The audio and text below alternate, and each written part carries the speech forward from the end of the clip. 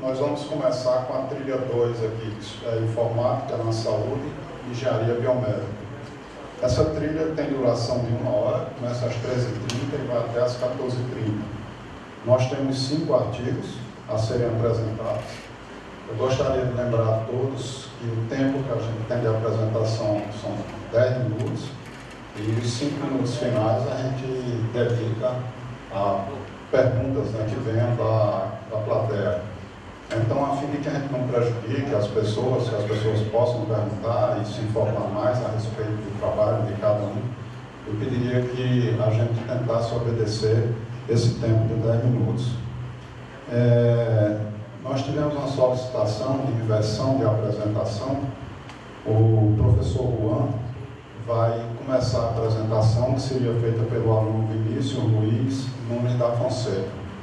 Então, a gente começa pelo 4º trabalho, que é a classificação de espécies de mosquitos, usando métodos de aprendizagem profunda e Shapley Additive Explanations.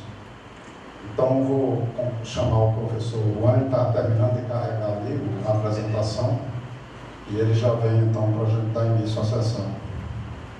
Depois a gente segue com a ordem normal.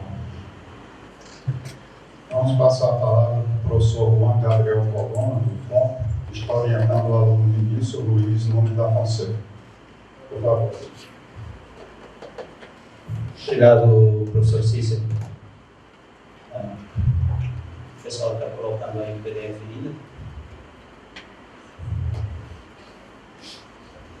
Deveria estar ligado esse?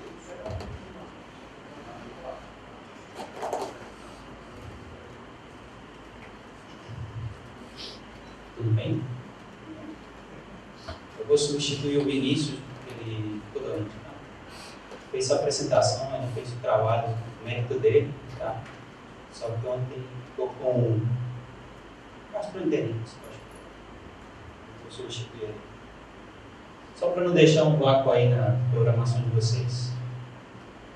Tá bom?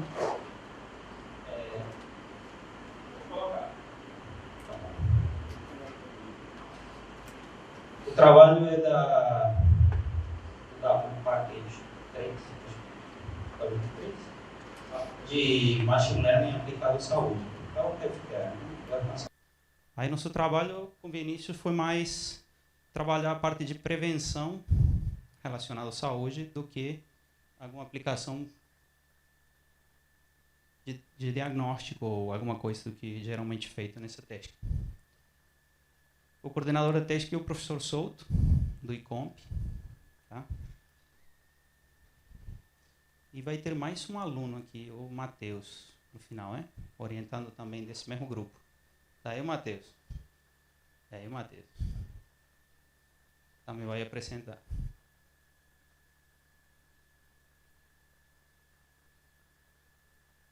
É quanto tempo? 10 minutos? Tá. Vamos fazer rapidinho. Esse tempo agora não conta, tá? Vamos com calma. Pronto. Aí fica um pouquinho cortado, mas... Bom, o trabalho é sobre detecção de espécies de mosquitos, que são vetores de doenças tropicais, usando machine learning, principalmente redes neurais profundas. Tá? A ideia é trabalhar a aplicação de classificação de áudio. Dá para reconhecer uma espécie de mosquito a partir do áudio. Não é bem o áudio, tá? O batimento das asas dos mosquitos gera uma assinatura digital. Tá?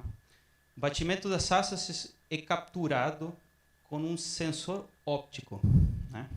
Então, é um sensor óptico. A diferença é que depois que o sinal elétrico é capturado como um sensor óptico, ele é transformado num sinal de áudio. E a gente consegue, então, ouvir, né, como se fosse um MP3 ou alguma coisa do tipo. Tá? E aí sim, depois que o sinal elétrico foi transformado num sinal de áudio, que é armazenado no computador como sendo um MP3 e tal, que a gente pode aplicar técnicas de machine learning no geral para reconhecimento de áudio. Né? No nosso caso, a gente escolheu redes neurais profundas porque é o mais novo que tem, o que melhor está funcionando no momento. evita também ter que fazer extração de features manuais. Acho que todos vocês têm um conhecimento de inicial de Machine Learning, né? Quando a gente trabalha processamento de sinais com Machine Learning, a gente pega características do sinal, né? Pode ser energia, potência, frequência principal, esse tipo de coisas. Em áudio tem a mesma coisa, né? Então, por último, a gente também, no trabalho, incorporou um método de explicação. Eu já vou dizer o que significa isso, método de interpretação. Pode voltar só para contextualizar um pouquinho? Vou voltar para o primeiro ou segundo slide, tá? Tem um passador? Ah, beleza. É verdade. Porque não está funcionando. Pode passar aí, não tem problema.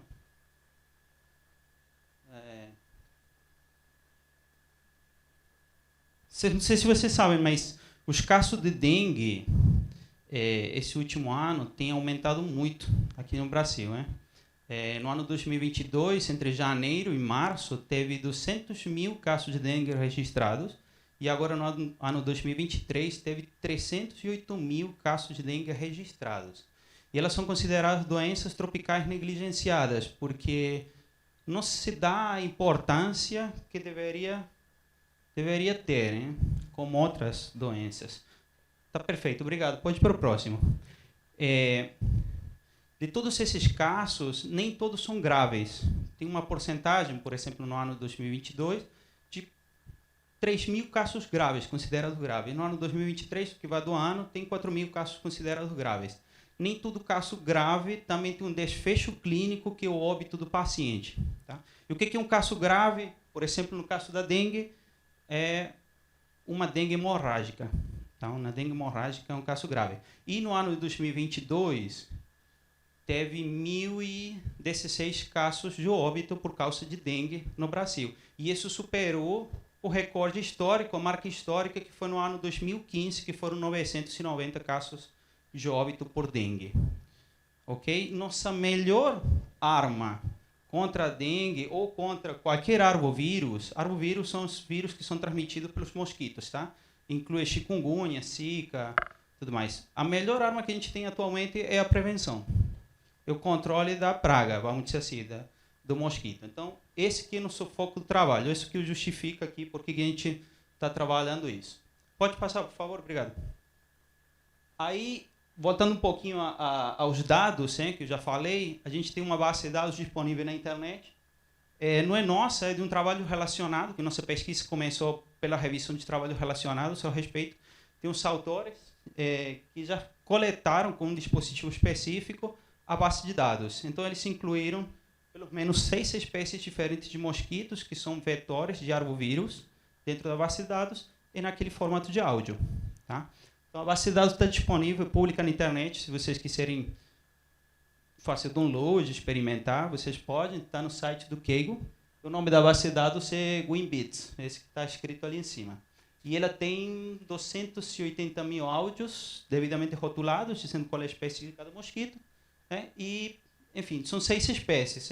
Aedes aegypti, Aedes albopictus e os que estão aqui, que o nome técnico eu não sei pronunciar direito, mas todos eles são vetores de arbovírus. Tá bom? Pode passar, por favor. Esse é o dispositivo de captura, só para ilustrar como é capturado. O mosquito passa por aqui dentro. Não foi uma coisa que a gente desenvolveu, mas é importante para entender a origem dos dados. O mosquito passa por aí dentro. Aquele é um reservatório com diferentes espécies de mosquito, e aí é capturada a assinatura do batimento da sarça do mosquito para saber. Obviamente, não é um dispositivo que a gente levaria para colocar em algum lugar que a gente quer monitorar, porque a proposta é realizar monitoramento in situ. Poder levar um dispositivo, realizar monitoramento, e a partir daí fazer uma estatística, ou pelo menos ter um planejar se aquele local precisa de, não sei, detetizar, fumigar, alguma coisa para acabar com o mosquito se estiver naquela área. Pode passar, por favor? Então, nosso trabalho começa aqui, basicamente. Após ter a base de dados, começamos a parte de processamento de sinais de áudio. Rede neurais profunda tem várias formas de a gente trabalhar sinais de áudio. Tá? Uma é introduzindo diretamente o sinal de áudio na rede neuronal. ou a gente transformando o sinal em alguma outra representação. No caso de áudio, a gente pode transformar o áudio em uma figura, como se fosse uma foto. É interessante, pode ser feito com qualquer coisa. Se vocês tocarem violão e vocês gravarem o som, vocês podem transformar aquele som que vocês gravaram numa imagem.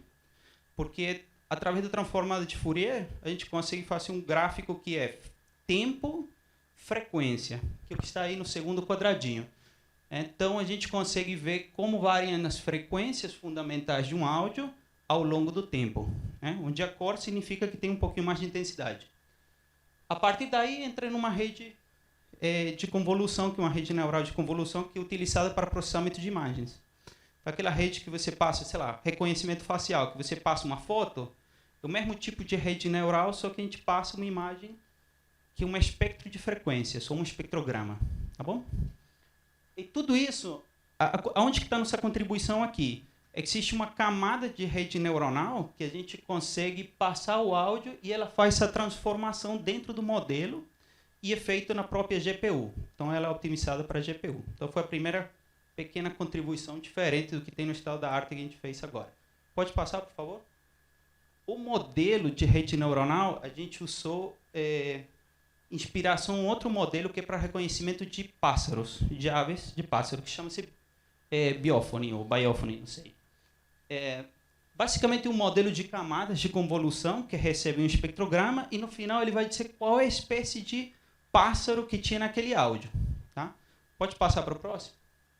É um modelo compacto, um modelo pequeno, ano 2015, não é um modelo dos mais atuais, mas para aquilo que a gente está pensando que é monitoramento num hardware pequeno, talvez no futuro, é um modelo que tem uma acurácia boa e uma complexidade computacional pequena. Tá? Então, esse é o nosso modelo. A gente fez uma composição de várias coisas. Colocou a camada inicial de processamento de sinais, que chama-se Capri, junto com o biófone, que está no meio, e adicionamos no final, na rede neural, umas camadas de classificação que chamam-se camadas densas, ou flatten. Tá? Eu tenho uma camada flatten, duas camadas densas, que é a parte de classificação. No final, a rede neural vai dizer qual é a probabilidade de espécie de mosquito, dado o áudio de entrada. Então, na saída tem 6 probabilidades, um vetor de 6 probabilidades, e a entrada é um áudio de alguma espécie de mosquito. Esse, basicamente, é o método de classificação. Pode passar, por favor? Obviamente, o método é interessante, porque quando a gente treina o método, a rede neural tem a capacidade de descobrir quais são as frequências fundamentais de cada espécie de mosquito automaticamente, e não uma coisa que a gente faz manual. Bom, esses são resultados do treinamento da rede neural. No eixo horizontal tem a quantidade de épocas de treinamento da rede neural, e no eixo vertical tem, de um lado, a acurácia e do outro lado, a perda na classificação. São complementares essas métricas. Tá? Quanto maior a acurácia, melhor. Quanto menor a perda de classificação, melhor também. Pode passar para o próximo. Essa aqui é a matriz de confusão que a gente usa em Machine Learning muito para dizer como que nossa base de dados, ou qual foi o desempenho geral do classificador, de fato um classificador.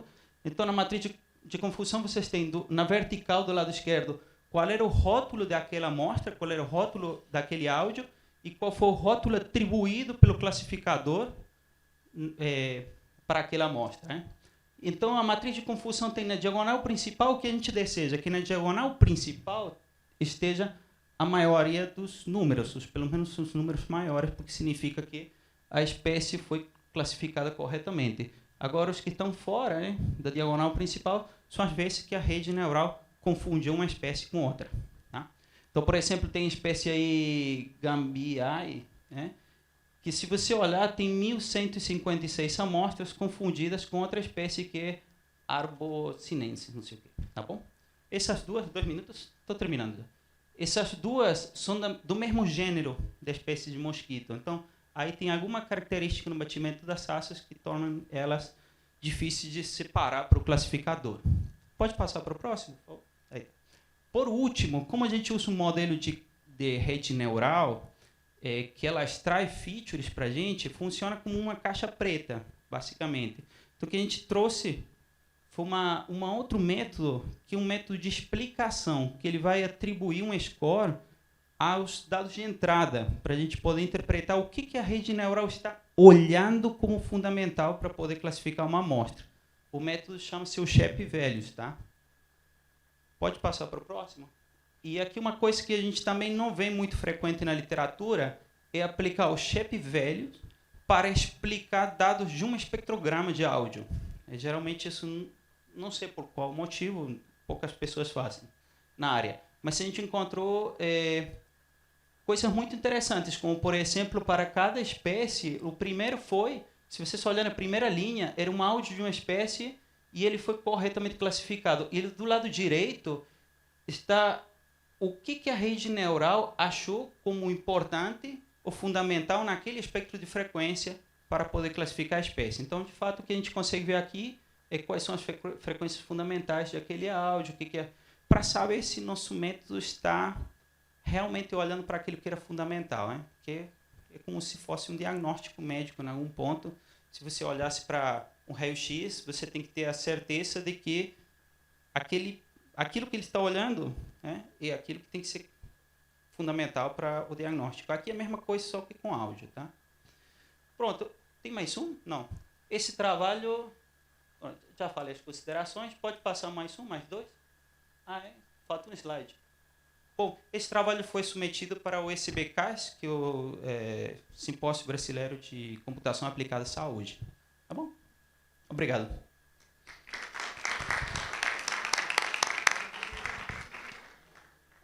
Perguntas?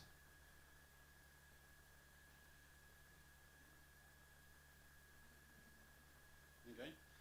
Professor, foi feito algum estudo de variação de arquitetura ou vocês só utilizaram essa biófone? Você tem alguma ablação, diminuiu o número de camadas, aumentou? Sim.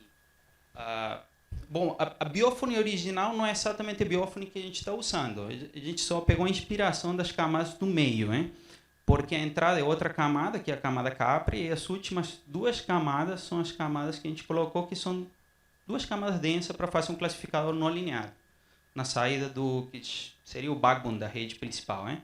E a rede foi treinada do zero. Tá? A gente não fez transferência de aprendizado, isso faltou, né? Eu acho que é um passo a mais que a gente vai tentar no futuro, para ver se o que a rede aprendeu com o canto dos pássaros pode ser extrapolado para a classificação de outras espécies. Inclusive, tem uma aluna de mestrado trabalhando isso. Ela está classificando anuros, abelhas, os mosquitos também. Então, está avaliando essa capacidade de fazer transferência de aprendizado com os espécies da rede.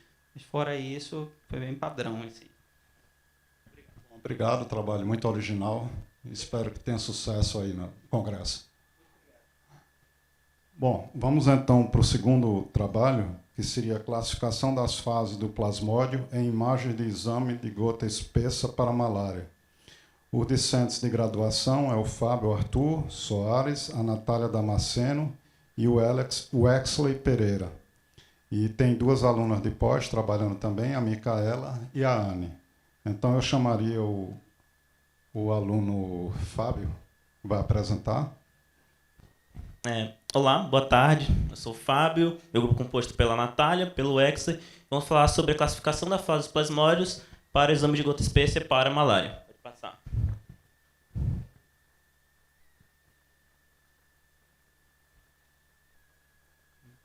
Bom, aqui é um sumário, basicamente, onde a gente vai, inicialmente, vai entender o problema, vai explicar as fases, objetivos, vamos explicar nossas arquiteturas, vamos explicar os resultados no fim e conclusões.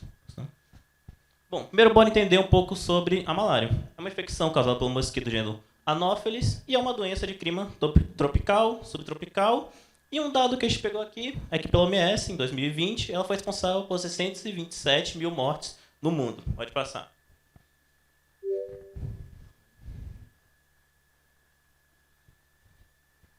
Bom, basicamente, bora tentar entender um pouco sobre esse protozoário. Basicamente, ele vai ficar no nosso fígado.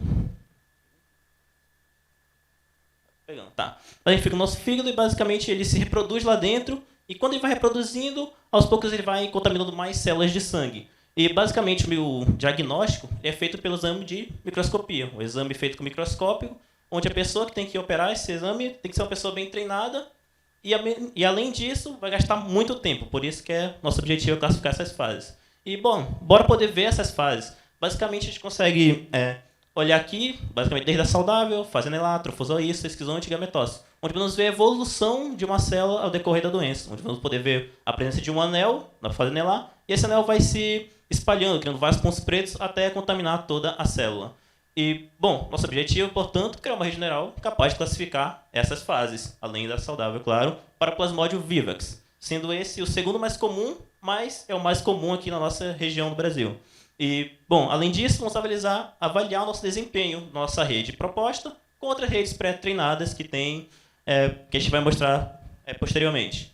E com isso, nosso ambiente de desenvolvimento foi os computadores de laboratórios, ETX 45000, Xeon, 64 de RAM, utilizamos o JuPy para fazer os códigos e usando a biblioteca do TensorFlow, biblioteca de redes neurais convolutivas. Bom, bora começar com a base de dados. Utilizamos a BBBC 041V1, mais conhecido como PVivax, uma base de dados com 1.328 imagens de lâminas de sangue, que tem anotado 80.000 imagens de células contaminadas e saudáveis. Foi anotado pela pesquisadora Stephanie Lopes, do Instituto de Pesquisa em Medicina Tropical, onde nessa anotação possuímos a anotação em as 4 fases de contaminação, imagens saudáveis e difíceis de classificar, onde ela mesma disse que não dá para saber qual fase específica está. Mas pode haver pelas quantidades em que temos muitas imagens saudáveis. Isso acontece porque mesmo em imagens de lâmina de sangue contaminadas, tem muita imagem saudável. Portanto, vamos fazer pré-processamentos. Inicialmente, bora redimensionar, porque, como sabemos, redes neurais convolutivas tem que ter uma entrada de tamanho único. Portanto, todas as imagens têm que ter o mesmo tamanho, 150 por 150 nesse caso, pois é um valor utilizado na literatura e mais ou menos uma média do que tinha no próprio base de dados. E um balanceamento. Vamos tirar aquele monte de imagem de células saudáveis e deixar um pouco menos. Bom, para poder a gente treinar o nosso dataset que está bem desbalanceado, a gente decidiu usar pesos por classe, onde a ideia é que, em que classes com menor quantidade de imagens vão poder treinar de forma igual àquelas que têm maior quantidade de imagens. Portanto, usamos essa forma bem simples. A maior classe dividido pela classe que a gente quer. Assim conseguimos o saudável comum, né, que é ela por ela mesma, e as demais vão ter um valor maior conforme a sua quantidade de imagens. Bom, além disso, sabemos que temos que dividir a nossa base de dados. Vamos dividir ela em 3.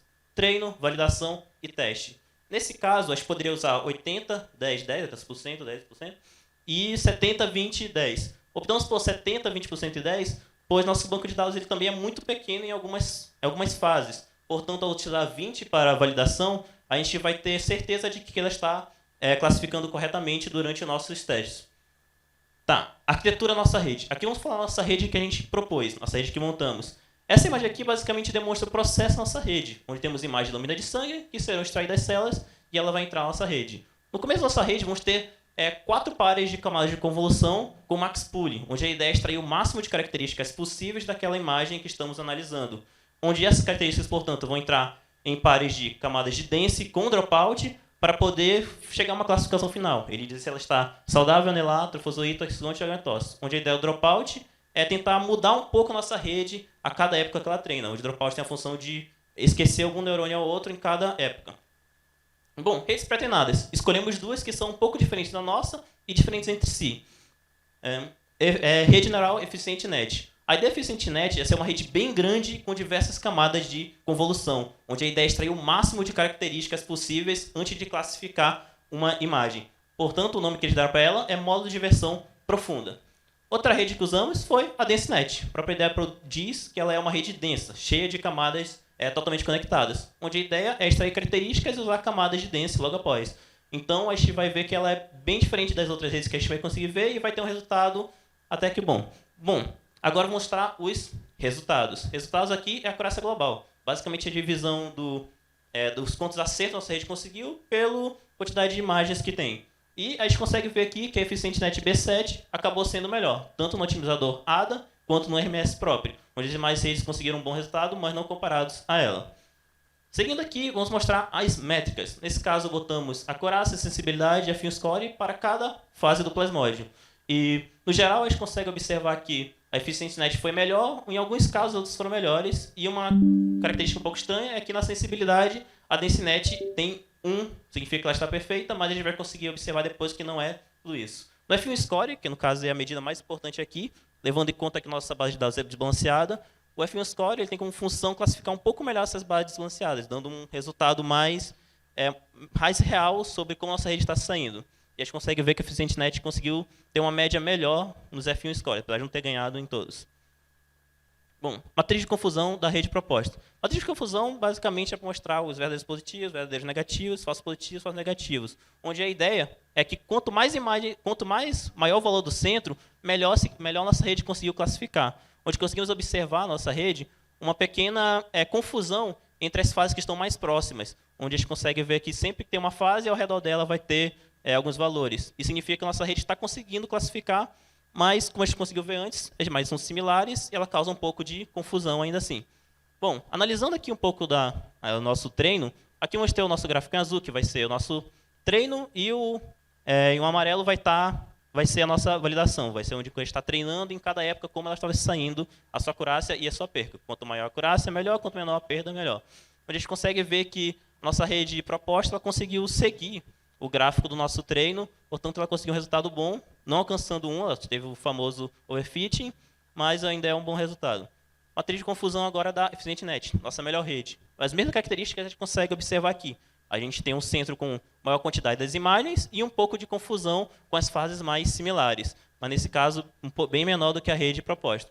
E nesse caso, vamos olhar também a nossos gráficos de acurácia e perda, onde podemos observar que nesse caso, as redes propostas, ela sempre ocorre isso, onde ela tem pequenas quedas ou subidas drásticas antes de começar a se estabilizar no valor onde ela vai alcançar. Então, a gente consegue observar que ela fica estranha no começo, mas depois ela estabiliza e fica um bom valor. E podemos observar que a perda praticamente ficou igual ao treino, sendo um ótimo resultado. Agora, DenseNet, a última rede, podemos ver as características, o centro tem maior quantidade de imagens e confusão entre as fases mais próximas umas das outras. E podemos ver que a acurácia delas aproximou muito perto da nossa acurácia de treino, mas a perda dela está com um resultado estranho. Ela está com um underfit. O treino é muito maior, o valor do treino está muito maior do que o do teste. Por causa disso que ela classificou mal algumas fases. E aqui bora botar a conclusão. Basicamente, a gente está comparando aqui com 2 artigos publicados, o Anku e o Arshad, onde o Anku classifica 5 fases e o Arshad classifica 4.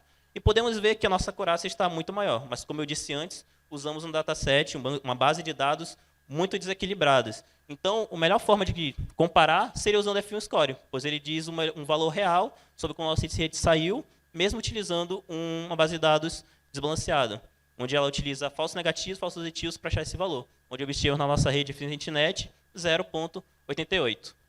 Portanto, a gente conseguiu chegar aos nossos resultados, fazer uma rede que conseguiu vencer a rede proposta na literatura, e classificamos nossa rede proposta 92,2 de acurácia, na rede EficienteNet B7, otimizador RMS Prop, 94,89 de acurácia. E aqui são referências, 2, aí, 1 e o 5 são artigos para comparação, o 2 é o base de dados que a gente utilizou e as referências para as imagens das redes pré-treinadas.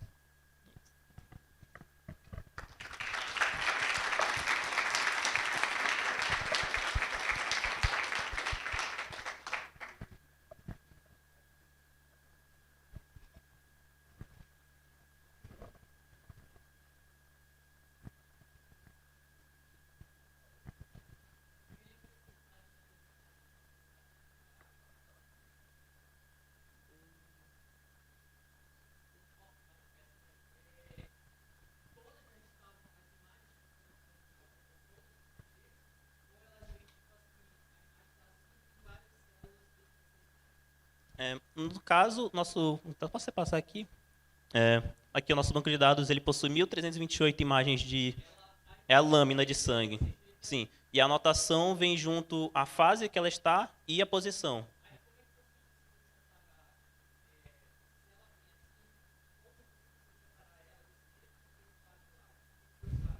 No caso, ela dá a posição. No dataset vem um ponto na célula e basicamente deles a gente puxa um raio e puxa a imagem da célula separada para poder botar na rede.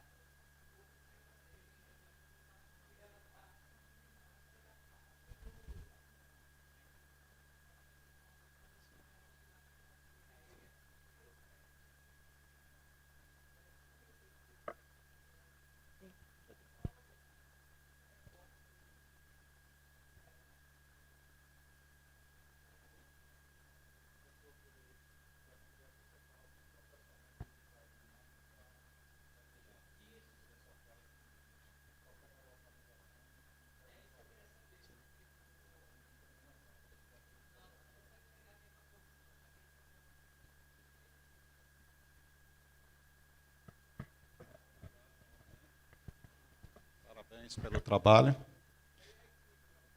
E a equipe está aqui, são o Wexley, Natália, parabéns para vocês, muito bom.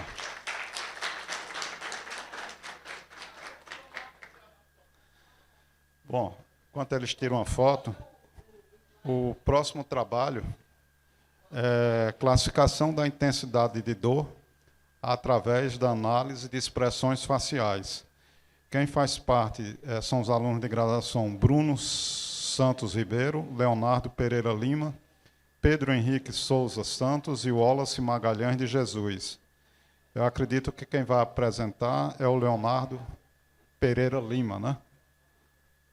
E participar dessa equipe também a aluna de pós-graduação de doutorado, Micaela Kaline Serrão.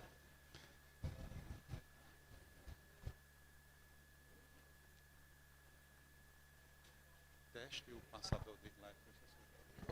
Certo? Esse aqui é para avançar e aqui é para recuar. E aqui é o apontador no meio. Quando aparecer o teste, você testa.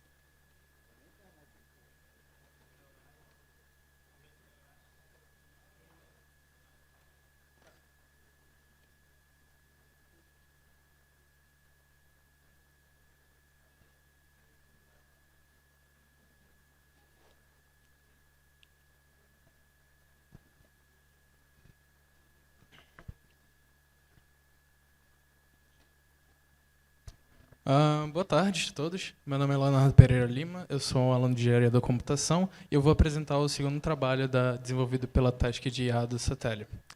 Meu tema é a análise comparativa de redes convolucionais na classificação de níveis de dor através da expressão facial, e os membros da minha equipe são Pedro Henrique, Bruno Santos, Wallace Magalhães, com a orientação da pós-graduanda Micaela Serrão e o professor Cícero. Aqui temos um pequeno sumário dos tópicos que vão ser abordados durante a minha apresentação, em que vou passar pela introdução, revisão literária, metodologia, resultados, conclusão e referências.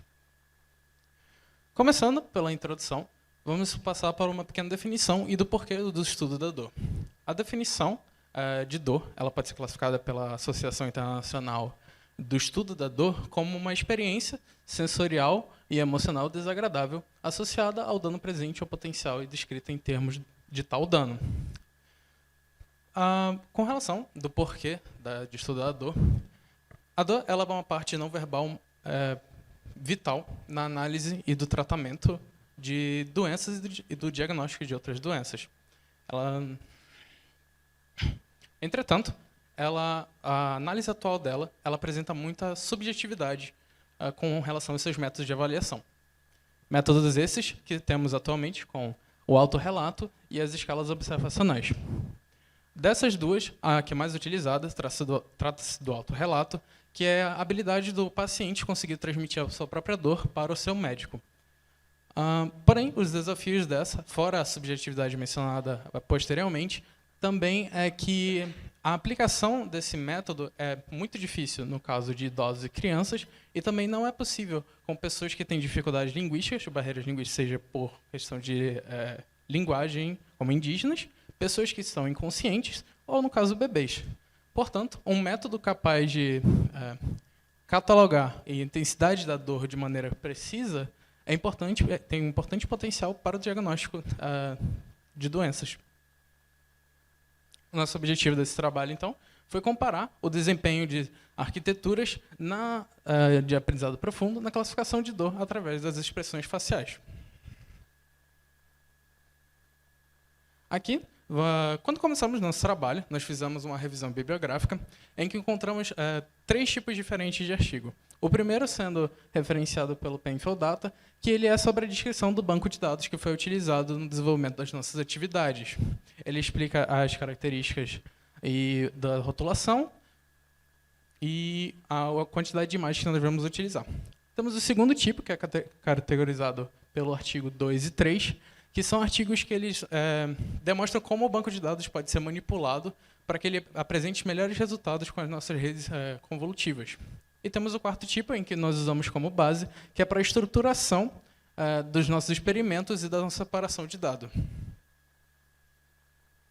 Começando na parte de metodologia, nós temos sobre o banco de dados, em que é o NBC McMaster, que é um banco de dados sobre dor de ombro.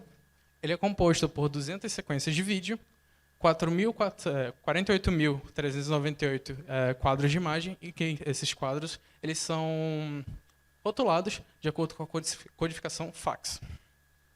De todas essas informações disponibilizadas, são apenas 25 participantes dos 129. Um pouco de contextualização sobre a rotulação que nós vamos trabalhar. Ela é um sistema de mensuração dos movimentos do nosso rosto, das microexpressões e pequenas modificações que fazemos imperceptivelmente. Atribuímos um valor numérico, um PSPI, ou pontuação de dor, em que ele funciona com 44 pontos do nosso rosto, que são classificados em AUs, ou Action Units, e que cada Action Unit ela é referente em uma escala de 1 a 5.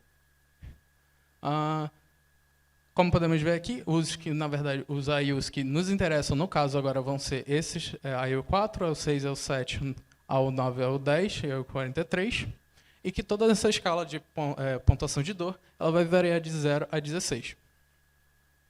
Aqui nós temos um exemplo de como é calculado essa rotulação, em que todas as informações dos pontos do rosto, como na imagem de exemplo, elas vão ser postas nessa fórmula, para que podemos mais ou menos discernir qual é a intensidade da dor que a pessoa está sentindo. No caso de exemplo, após a fórmula, conclui-se que a pontuação de dor da imagem seria de 12. Agora passamos para a parte de pré-processamento. Infelizmente, esse banco de dados ele acaba sendo muito desbalanceado pela presença de imagens que não contêm expressões de dor realmente. Por isso, então, começamos com a eliminação das sequências de quadros de PSPI de igual a 0. Passamos para uma separação de acordo com o nosso artigo de referência, em que separamos em 7 classes de expressões de dor. Fizemos uma redução da classe 0, que é a classe que possui mais amostras, uma redução de 35%. Separamos o banco de dados em treino, validação e teste, numa proporção de 70, 15 e 15. No conjunto de teste, fizemos um aumento de dados com aplicação de rotações e inversões horizontais, de forma a igualar o número de classes de 2 a 6 ao número de amostras da classe 1. Já no conjunto de validação, nós fizemos a equiparação do número das classes 0 e 1 ao número de amostras da classe 2. Dessa forma, esse foi o banco de dados que, após esse pré-processamento, nós começamos utilizando nossos experimentos. Aqui está uma tabela dos dados que foi antes e pós as modificações que nós fizemos no banco de treino com o aumento de dados e a equiparação das classes. E aqui está um pequeno exemplo de como ficou o aumento de dados com relação às imagens. Passando pela parte dos experimentos, nos treinamentos, nós obtivemos 5 arquiteturas, sendo ela Inception V3, ResNet 50, EficientNet B0, EficientNet B7 e a B3. Nela, com cada uma dessas arquiteturas, nós fizemos 3 treinos, utilizando 3 otimizadores, em busca da rede que seria mais adequada para o trabalho com esse banco de dados. De algumas métricas que nós utilizamos, tivemos um tamanho de lote 16 e treinamos com 50 épocas, no ambiente do PyCharm e utilizando essa placa de vídeo.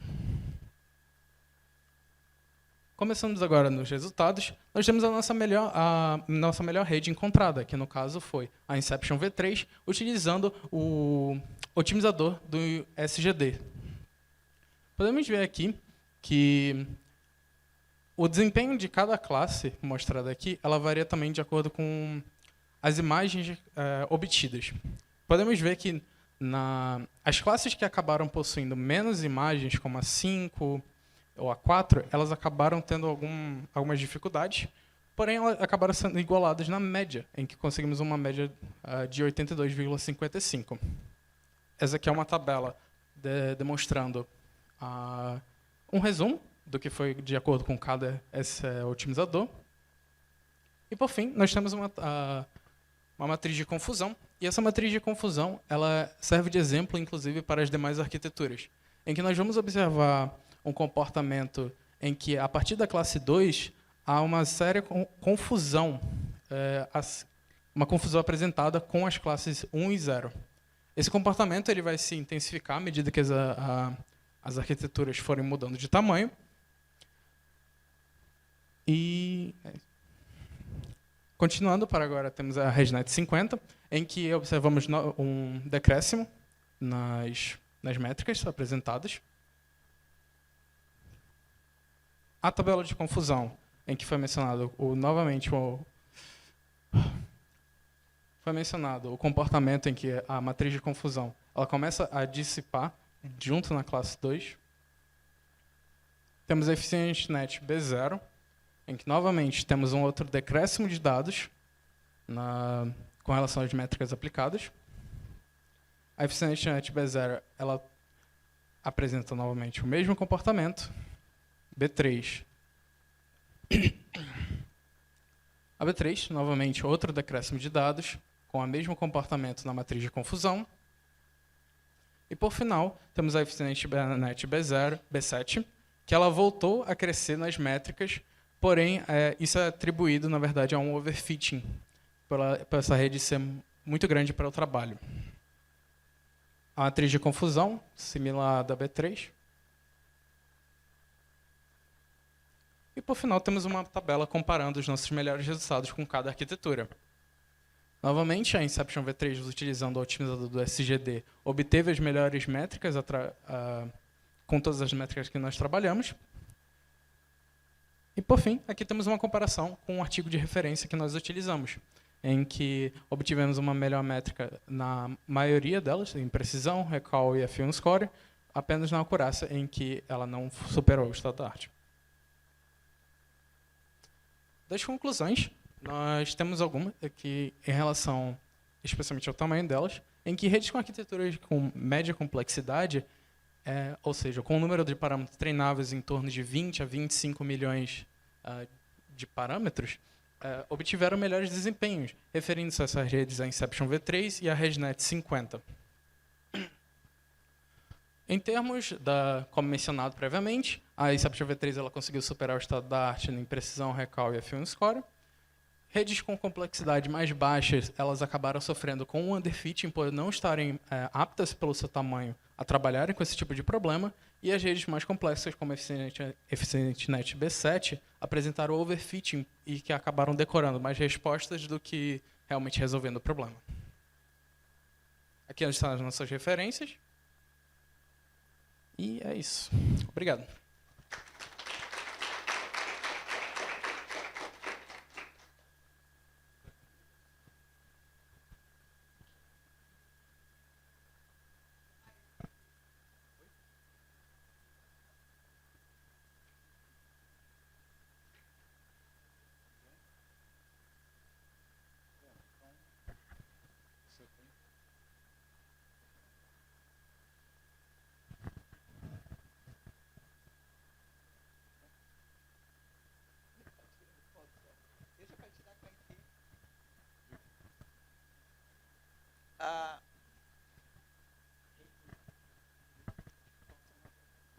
Léo, me diz uma coisa.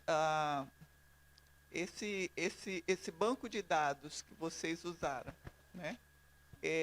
Você me falou que ele é mais amplo. Ele pegou todos aqueles analisar os, né? E para dor, foram quantos que vocês utilizaram?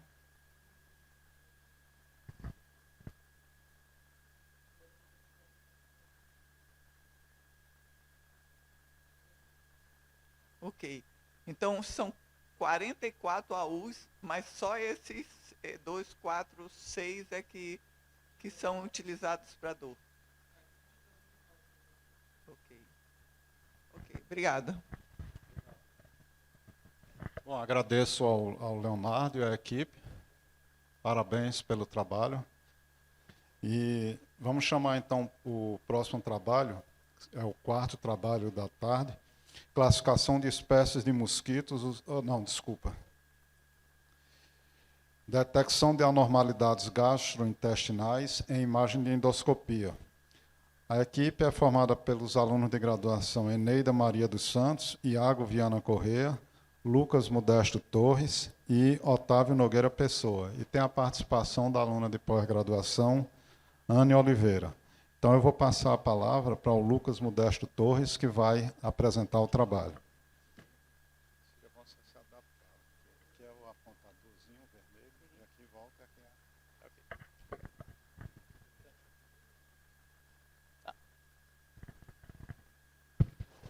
Beleza.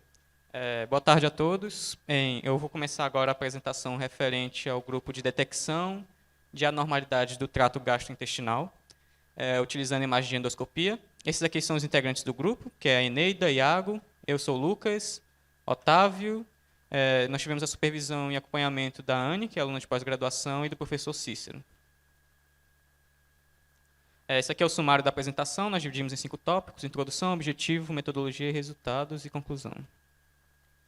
Bem, começando. A nossa problemática gira em torno da detecção de anormalidade do trato digestivo.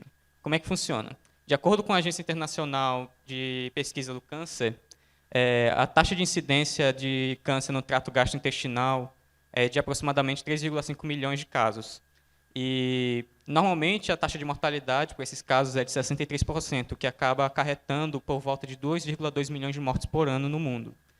E, então, o nosso trabalho ele entra justamente para aliviar esse trabalho dos profissionais que fazem a classificação e diagnóstico dessas doenças, que estão em alta demanda, ou seja, tem muita demanda por esse tipo de serviço e poucos profissionais capacitados.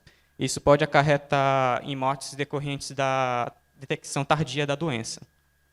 Então, nós estamos propondo uma forma autônoma de detectar essas doenças e se encaminhar para um profissional fazer o diagnóstico correto. Então, esses aqui são os nossos objetivos. Como eu falei, classificar a imagem de endoscopia do trato inferior digestivo e determinar se essa imagem está normal ou anormal, ou seja, se está doente ou se está saudável. Nós utilizamos as redes da EfficientNet e nós validamos a sua performance em comparação com todas as versões da EfficientNet, que são 8 versões, e nós comparamos também o nosso resultado com a nossa bibliografia de referência. Isso aqui é o nosso fluxo da metodologia. Cada um desses blocos eu vou explicar mais à frente, e vai desde a caracterização do dataset até a geração das métricas. Bem, começando pelo dataset. O dataset que nós optamos utilizar é o HyperKivase, que é um dataset amplamente utilizado na literatura. Originalmente, ele tem 10.600 amostras rotuladas, e as suas resoluções elas variam dessa para 1920 pixels, e ele tem ao todo 23 classes. Lembrando que dessas classes tem doenças e também regiões do trato digestivo, não só doenças. Desse dataset original, como nós vamos utilizar apenas o trato inferior, nós reduzimos as amostras de 10.000 para 3.294 imagens rotuladas. A nossa rede nós decidimos trabalhar com uma resolução de 224 por 224, pois é o padrão que tem sido utilizado na literatura. E, como mencionei, vão ser 2 classes, que é a normal e anormal. Esse daqui é um exemplo. Essas aqui foram as classes que nós pegamos do dataset original e agrupamos em apenas 2 classes, normal e anormal. Então, nós temos aqui as regiões do trato digestivo. Aqui temos uma imagem representando cada uma dessas regiões. São imagens saudáveis.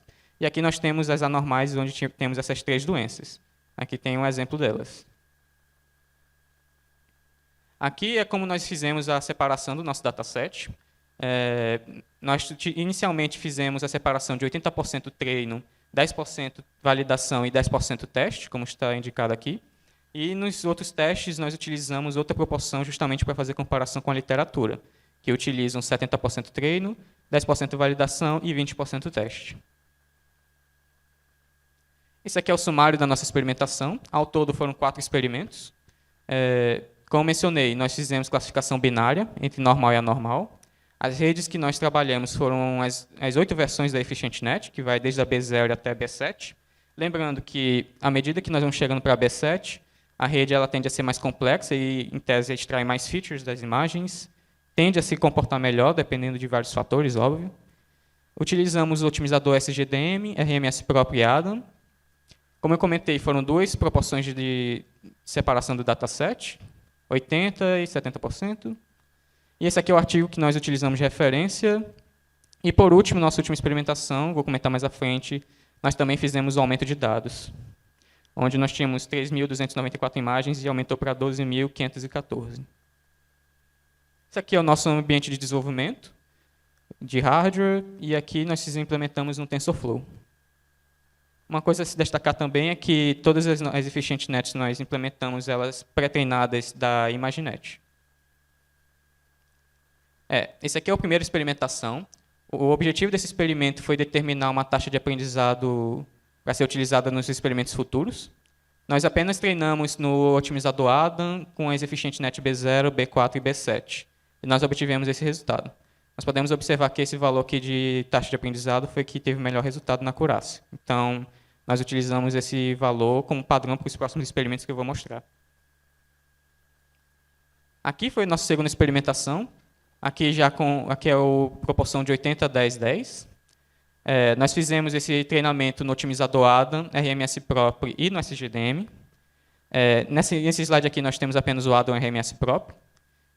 Aqui as métricas que nós estamos monitorando é a acurácia, recall, precision, especificidade, F1 score, erro e Matthews Correlation Coefficient. Os números que estão em negritos foram os que tiveram o melhor resultado. E, no geral, nesse experimento, o nosso melhor resultado foi EfficientNet B3 com otimizador Adam, perdendo apenas no recall para EfficientNet B5 no RMS próprio. Aqui o otimizador SGDM, como eu havia comentado, mas ele não trouxe nenhuma melhoria com relação aos outros otimizadores. Essa aqui é a nossa segunda experimentação. Nós utilizamos agora a proporção utilizada pela literatura, que é 70, 10, 20. Agora, nesse caso, nós obtivemos o melhor resultado, a EfficientNet B1 com o otimizador Adam. Novamente, perdendo apenas por recall para B3 no otimizador Adam. Lembrando que eu comentei que a EfficientNet B7, ela, em tese, consegue extrair mais features, porém, no nosso resultado foi a B1. Isso se dá também muitos fatores, como, por exemplo, o nosso banco de dados limitado, onde nós temos apenas 3.000 amostras. Então, redes mais rasas elas tendem a performar um pouco melhor do que as mais complexas em um banco de dados mais reduzido.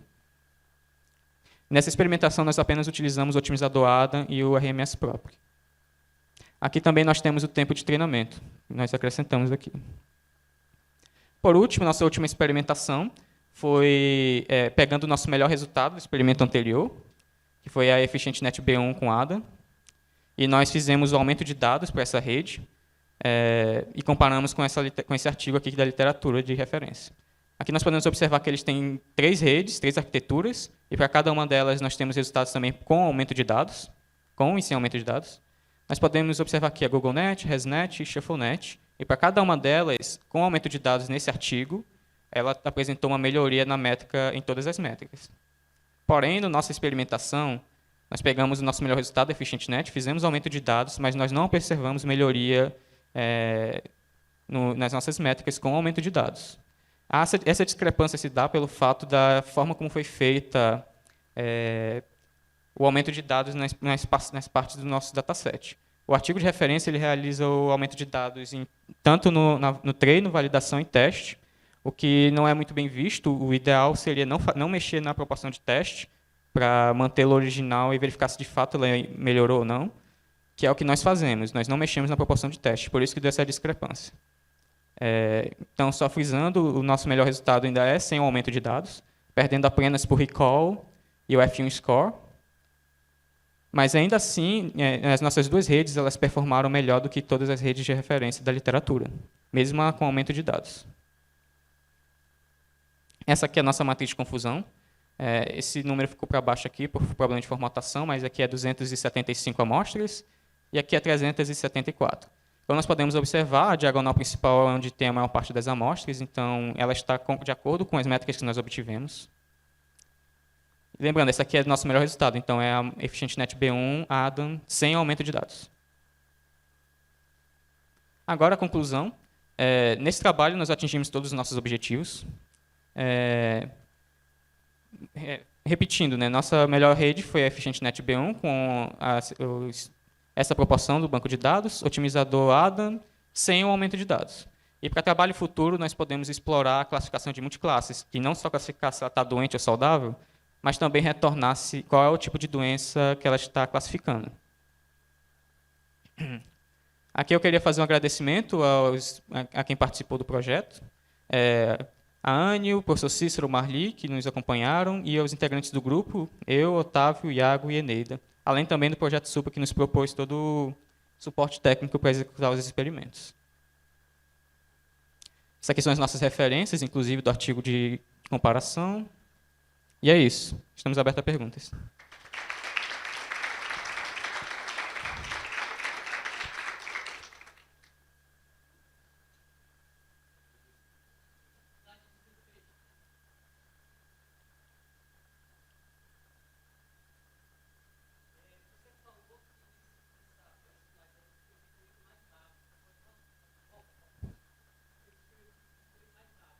Sim.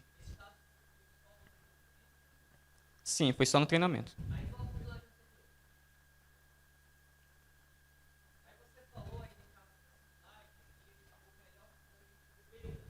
Sim. Sim.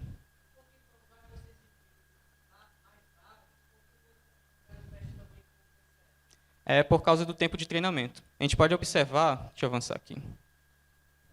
Nós podemos observar que, como tem mais dados no banco de dados, então o tempo de treino ele também aumenta bastante. Então, refazer o treinamento com aumento de dados em todas as outras redes ia ser muito custoso, em termos de tempo.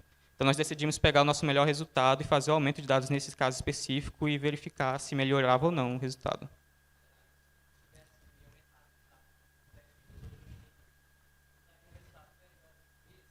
É possível. Pode ser que sim. Mais alguma pergunta?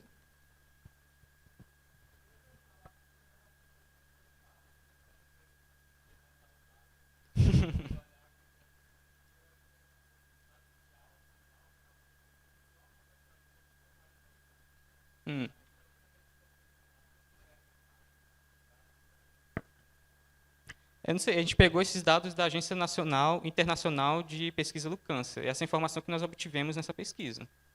Aí é dessa fonte.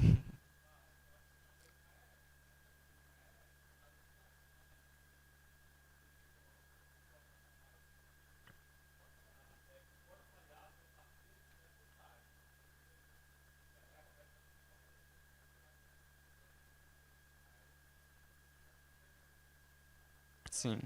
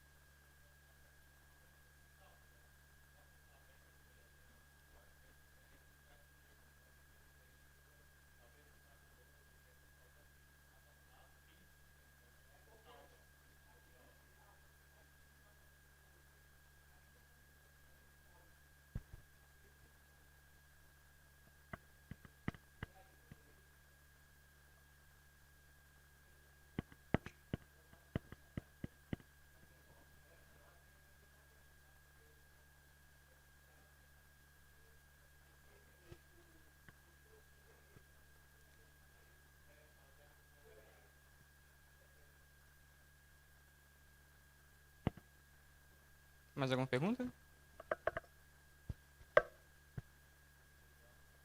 Obrigado ao Lucas e obrigado à equipe toda. Se quiserem tirar uma foto aí. concluir. Parabéns, Nino.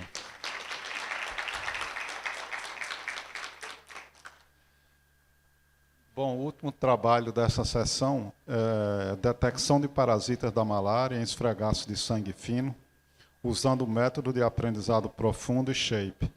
Quem vai apresentar é o aluno Matheus Silva dos Santos, ele orientando do professor Juan Gabriel Colonna, que fez a primeira apresentação na tarde de hoje. Então, desejar boa sorte, Matheus. Aqui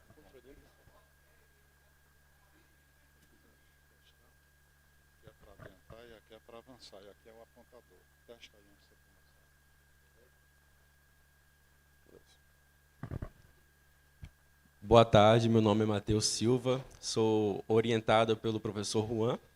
Irei apresentar os meus resultados no projeto AMAS, que é um projeto de aprendizagem de máquina aplicado à saúde. O meu tema de pesquisa é interpretando modelos de aprendizado profundo para o diagnóstico da malária, o papel do método SHAPE.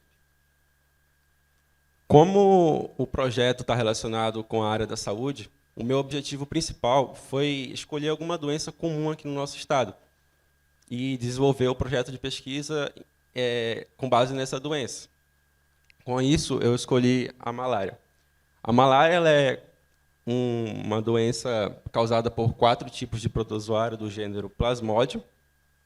A transmissão pode ocorrer por meio da picada do mosquito que estiver infectado com o protozoário. Os principais sintomas são febre alta, suor, dor de cabeça, etc. O método padrão para a detecção da malária é o exame microscópico de esfregaços sanguíneos, no qual é coletada uma amostra de sangue do paciente. Em seguida, essa amostra é colocada numa lâmina de vidro para posteriormente ser analisada utilizando um microscópio. Entretanto, esse método ele é considerado como difícil, demorado e exige bastante habilidade do profissional. Com isso, o uso de um modelo de aprendizado profundo facilitaria bastante os profissionais, tornando a detecção da doença mais rápida e mais automatizada. A base de dados utilizada nesta pesquisa, ela contém imagens de células segmentadas, imagens de células individuais segmentadas de esfregaços sanguíneos. Ela contém um total de 27.558 imagens que estão igualmente distribuídas entre células saudáveis e células infectadas.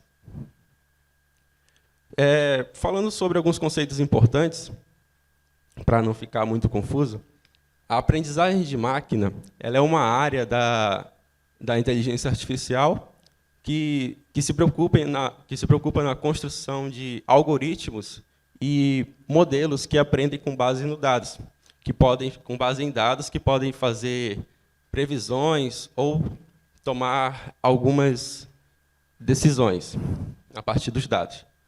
Já a aprendizagem profunda é uma sub-área da aprendizagem de máquina, que consiste na criação de modelos mais complexos e mais sofisticados, que podem aprender a partir de dados mais complexos, como imagens, sons, textos. E esses modelos eles utilizam várias camadas para fazer o pré-processamento, para analisar as principais características dos dados. E as redes neurais convolucionais são um tipo de modelo de aprendizado profundo, no qual, especialmente, são projetados para trabalhar com dados de imagem. Esses modelos utilizam camadas convolucionais que fazem a extração das principais características dos dados, como a forma da imagem, a borda, etc. Aqui é a arquitetura do modelo utilizado. O modelo ele utiliza uma imagem de entrada 100 por 100, passa pelas 4 camadas de convolução, C1, C2, C3, C4, para realizar a extração de características da imagem.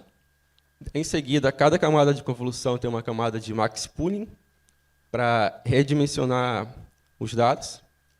Uma camada flatten após a última camada de max pooling. Em seguida, 2 camadas densas. A primeira com 500 neurônios, a segunda com 250, e, por fim, a camada de classificação, para determinar se a imagem é uma célula infectada ou é uma imagem saudável.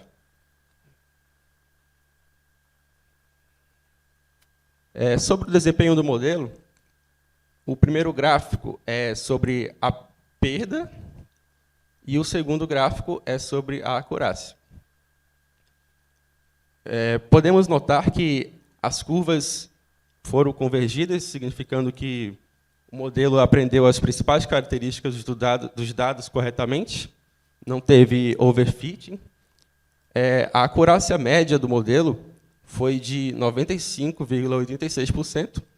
Aqui nós temos a matriz de confusão e embaixo temos as suas respectivas métricas, como precisão, revocação, F1 score.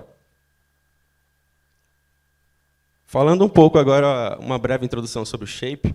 O shape ele é uma técnica para interpretação de modelos, que faz com que seja mais capaz a gente entender o funcionamento do modelo em si. Como aqui um exemplo, tem um modelo, 4 parâmetros, esses 4 parâmetros é passado e somente uma saída. O usuário ele não consegue entender como que está acontecendo aqui dentro. Por que deu essa saída 0.4? O shape ele permite a gente compreender melhor o nosso modelo. No caso, aqui seria o shape.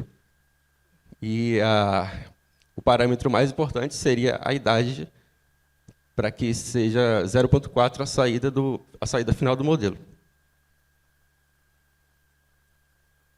Aqui é o método shape aplicado na base de dados. A figura A e a figura D foram imagens classificadas corretamente pelo modelo, no qual a figura A é uma célula rotulada como infectada e o modelo classificou corretamente. A figura D é uma imagem rotulada como saudável e o modelo também classificou corretamente. Sobre a leitura de como a gente pode interpretar o modelo, o shape ele tem uma interface bastante intuitiva, no qual os pixels em vermelho significam que esses pixels contribuíram positivamente para que essa determinada imagem seja classificada como infectada. E os pixels azuis não dá muito para ver, mas aqui embaixo, por exemplo, eles significam que esses pixels influenciaram negativamente na classificação. Podemos notar que, para que a imagem seja classificada como uma célula saudável, o meio vazio, ou seja, a ausência do parasita, é bastante importante. E também a borda da imagem ela tem a sua respectiva importância também, principalmente para que a imagem seja classificada como uma célula saudável. Só voltando aqui rapidinho. O evento, a figura B, a figura B e C foram erros do modelo. A figura B está rotulada como saudável e o modelo interpretou como uma imagem infectada, possivelmente por causa desses ruídos que foram causados pela coloração utilizada durante o exame. E a figura C é uma imagem que está rotulada como saudável, porém o modelo classificou como infectada.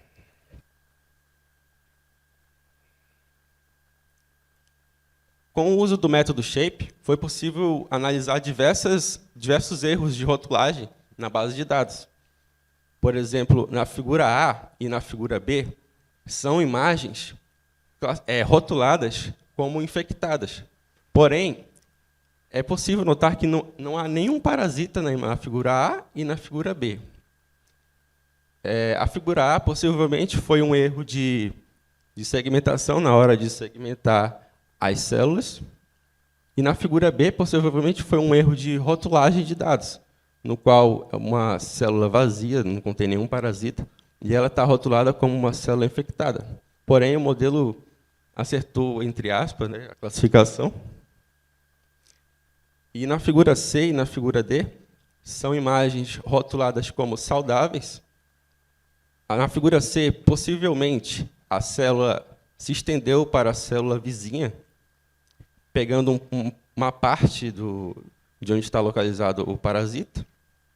E na figura D, é uma célula que claramente pode ser um parasita aqui, e o modelo classificou como infectada, porém essas duas imagens estão rotuladas como saudável. Isso pode, com certeza, ser um erro de rotulagem de dados. O que podemos concluir sobre o uso do método SHAPE? Com ele, foi possível identificar ruídos de rotulagem na base de dados. A sua interface é bastante intuitiva, no qual os pixels em vermelho significam que esses pixels contribuem positivamente para uma determinada classificação, e os pixels azul, ao contrário, contribuem negativamente. E com ele é possível compreender as tomadas de decisões, não é somente montar um modelo e poder verificar suas métricas, porque... Deixa eu voltar aqui. Beleza, o modelo errou nessas duas classificações, mas, analisando com calma, ele acertou, porque não tem nenhum parasita aqui, não tem um parasita aqui, e ele classificou essas duas imagens como saudável, mas elas estão rotuladas como infectada. E, por fim, a interpretabilidade dos modelos é crucial em aplicações métricas, porque estamos trabalhando diretamente com o bem-estar dos pacientes e a gente tem que garantir a confiabilidade do uso do nosso modelo. Só por curiosidade, os resultados estão detalhados melhor no artigo que foi submetido no Simpósio Brasileiro de Computação, e, se tudo der certo, ele vai ser aceito posteriormente. E é isso.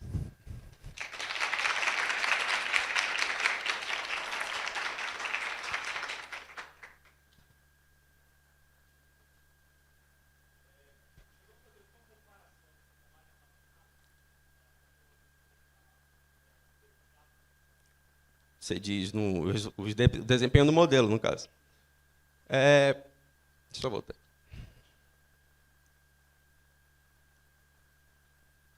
Bom, o modelo ele é de autoria própria. O objetivo do trabalho não foi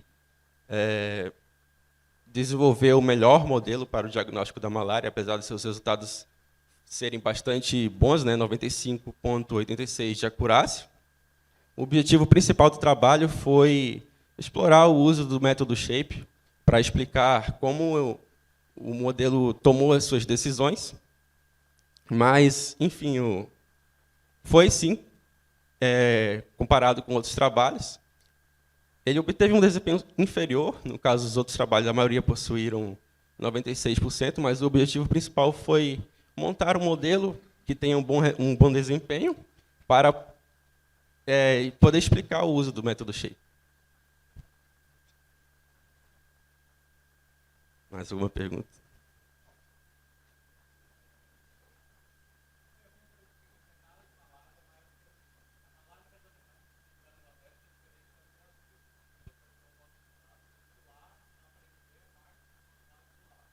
Isso. Acho que não.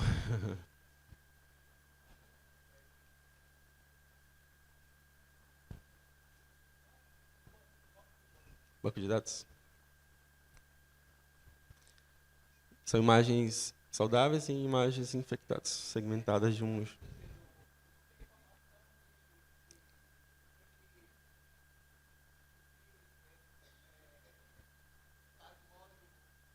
O Plasmodium o Plasmodium falciparum. Todas as são os para...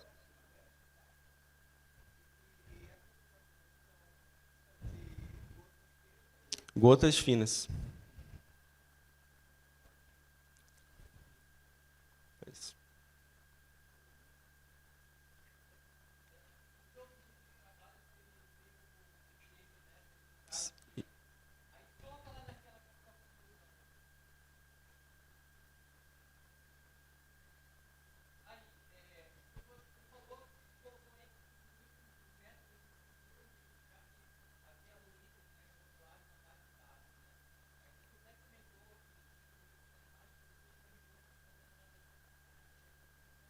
Isso.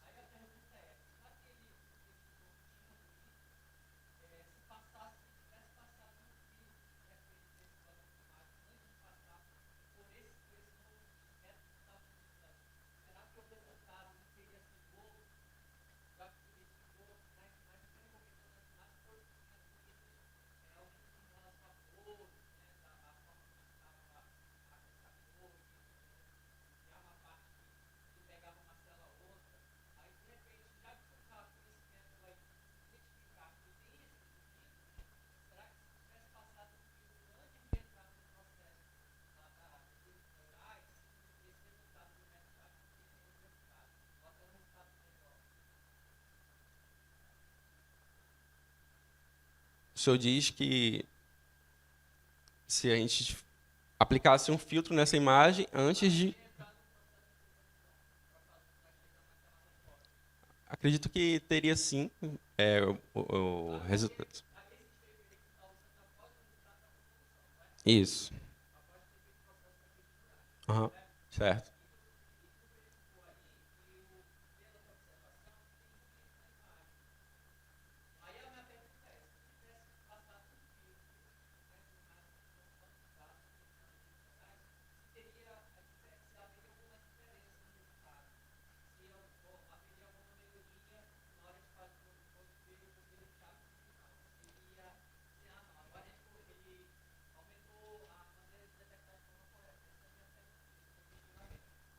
Acredito que sim, aplicando um filtro. Teve pesquisas que aplicaram o filtro bilateral para reduzir os ruídos na imagem. No caso aqui, nessa imagem, tem um possível ruído do corante utilizado. Aplicando o filtro, possivelmente esse ruído teria sumido e depois aplicar o método Shape, praticamente ia ser idêntico a essa imagem embaixo, o seu resultado. É basicamente isso.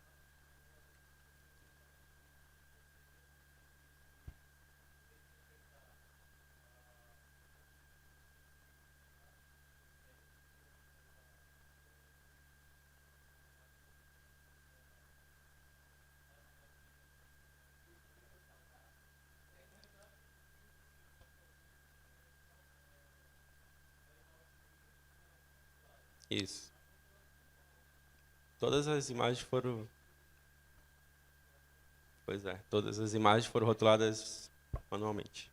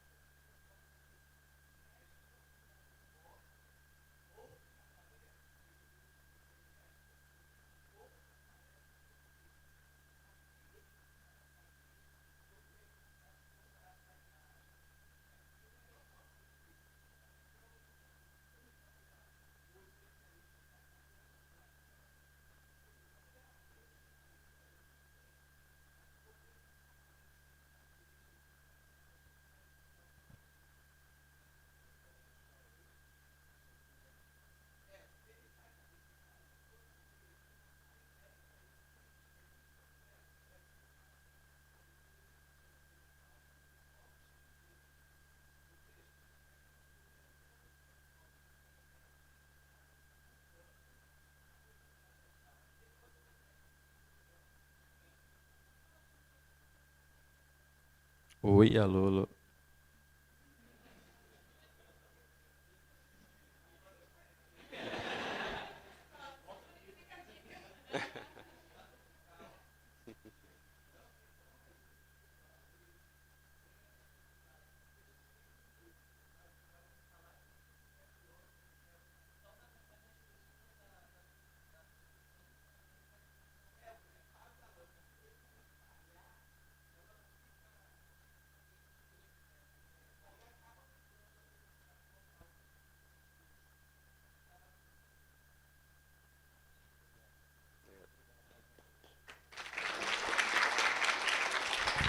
Bom, a gente vê uma sessão muito rica, né, com muitos temas ligados à região, né? E eu acredito que, viu, Tanara, que a gente pode tentar fazer uma conexão. Você vê que todos os aplicativos desenvolvidos chegaram muito próximos do estado da arte, né? E a universidade precisa dar um salto. Outro dia a gente estava falando com o ex-diretor do Francisca Mendes, ele estava dizendo quanto a telemedicina necessita dessas ferramentas para fazer de diagnóstico de imagem de coisas que vêm do interior. Ou fazer o diagnóstico lá mesmo, obtendo a imagem lá, fazendo o processamento nas nuvens, com alguma ferramenta dessas que vocês viram aí, e devolvendo o resultado lá para o interior. Então, eu acho que essa TASC-DR tem um potencial muito enorme, né? Um potencial enorme para trazer benefícios para a região, né? Eu acho que a gente tem que, talvez nessas duas versões finais, fazer uma aproximação com esses órgãos estaduais e ver onde é que eles são mais carentes, tá? Principalmente vendo o problema de deficiência de recursos, de médicos, de técnicos especializados no interior do Estado, né? Então, são trabalhos muito ricos, né, e trabalhos que estariam bem próximos de uma aplicação final, né? Então, eu acho que a gente tem que tentar romper essa diferença, essa distância aí, e chegar mais próximo. Talvez na TASC nossa, nesse ano agora que inicia, a gente já pegue 1 ou 2 trabalhos que já tenham esse objetivo, que lá na ponta chega na unidade de saúde. Se é que tem um processo muito longo aí de aprovação pela Anvisa, né? Não é simplesmente você desenvolver e colocar numa unidade de saúde. Isso aí tem todo um processo de aprovação, mas que acredito que a gente tem plenas condições de fazê-lo. Então, agradeço a todos. Acho que os trabalhos foram de excelente qualidade, né, e vamos ver se a gente consegue manter essa qualidade nos próximos 2 anos. Parabéns também a todas as equipes, né, pelos enfoques, equipes que fizeram um estudo de ablação muito grande, quer dizer, testaram várias arquiteturas, treinadas, não treinadas. Outras equipes foram mais para a área de explainable AI, né, que é AI explicável, que é um dos ramos que está crescendo muito agora. E todas as arquiteturas que foram apresentadas aqui são arquiteturas dos últimos 3, 4 anos da área de redes neurais. Então, isso mostra a atualidade dos temas que são abordados aqui, tá? Então, parabéns e vamos seguir em frente aí na Supertech Week, que começou muito bem.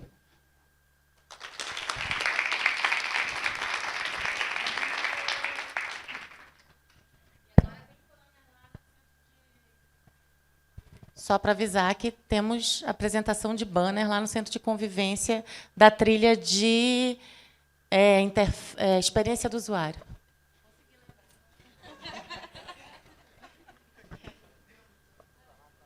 Deixa eu te falar, Marli.